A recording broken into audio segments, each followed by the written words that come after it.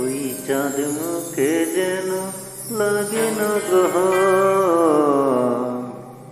জোছনায় ভরে থাক সারাটা জীবন, জোছনায় ভরে থাক সারাটা জীবন।